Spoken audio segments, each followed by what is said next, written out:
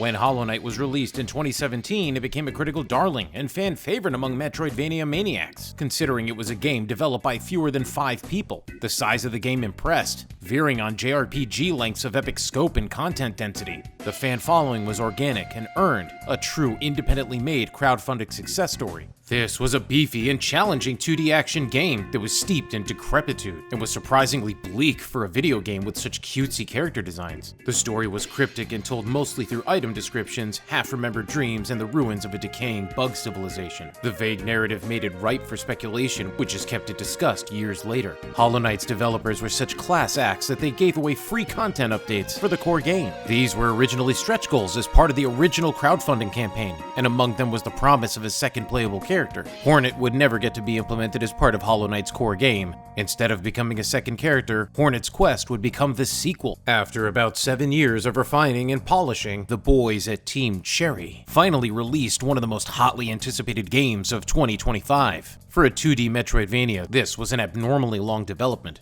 but it's here and it's real. Has it been worth the wait? Find out in our Hollow Knight Silksong review. Most people who have played Hollow Knight consider it one of the best Metroidvanias ever made. Admittedly, I'm not one of those people. While I found Hollow Knight to be a good game, I felt that the level design was overly complicated with very similar areas that made it difficult to commit to memory. There was excessive bounce back and the downward attack felt delayed.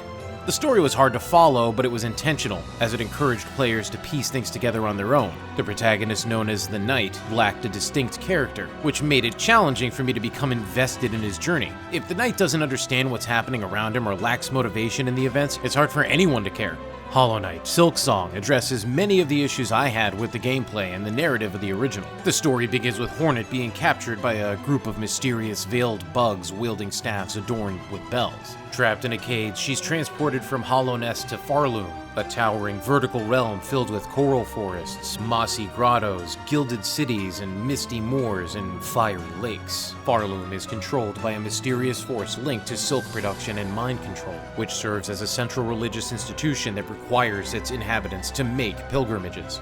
Unfortunately, a magical silk has been used to bind the force, depleting its powers. Driven to uncover the truth behind her abduction, Hornet begins a Protean pilgrimage to ascend Farloom's heights and confront the secrets of the Citadel. If you've played Hollow Knight, you know what to expect. The differences in gameplay may seem minor at first, but they accumulate, resulting in a more substantial and engaging game.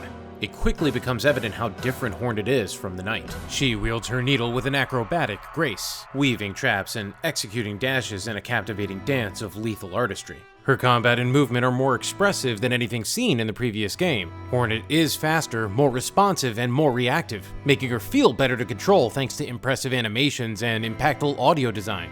The deeper gameplay experience in Silksong goes beyond Hornet's moveset and overall playability. Hornet features a crest system that acts like a badge loadout mechanic, which also changes her combat style. This badge system enhances her playstyle, allowing for customization options that help players discover what works best for them.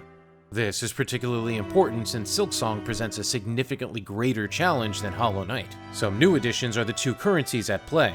Bone chips are somewhat spent on quests, but mostly serve as raw materials to replenish Hornet's tool stocks when resting on a bench. She never loses these after death, but the trade-off is that it has a low capacity, which can be expanded, of course.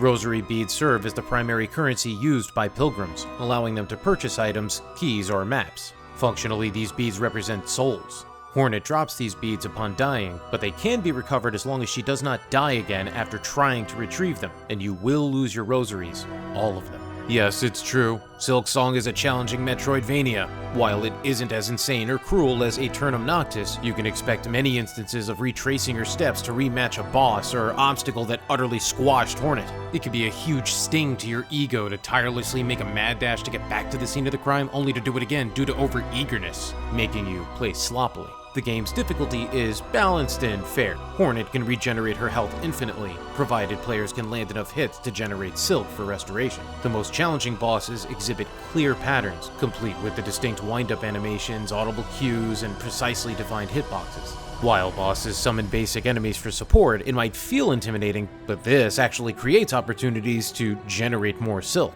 With Hornet's exceptional mobility and high skill ceiling, players can often navigate through challenges by simply dodging attacks. There's a hidden parry mechanic that not only looks impressive but can also turn the tide in combat, though it is risky for timid players.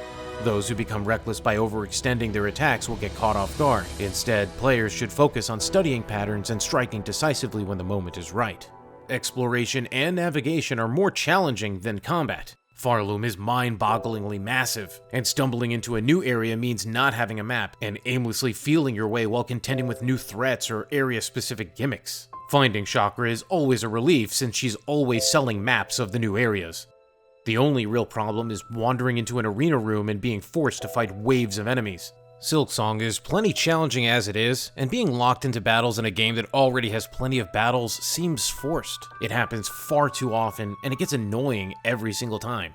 Silksong is a hell of an audiovisual tour de force. The music is a somber and melancholic march into oblivion, bolstered by lush and illustrative background art.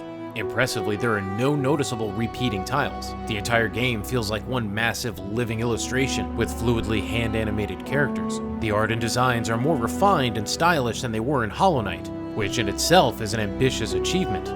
It's no wonder that Silksong took around 7 years to develop. It's a jaw-droppingly designed game with impeccable art and tight gameplay. The value within eclipses most $70 quadruple A games and will keep players going for dozens of hours and beyond due to the high replay value and engrossing gameplay. Silksong isn't perfect, but you won't find a better modern Metroidvania game out there. This was a labor of passion made by people who refused to settle, and you can feel it every step of the way. Everyone working on it was on their A game, and they held nothing back.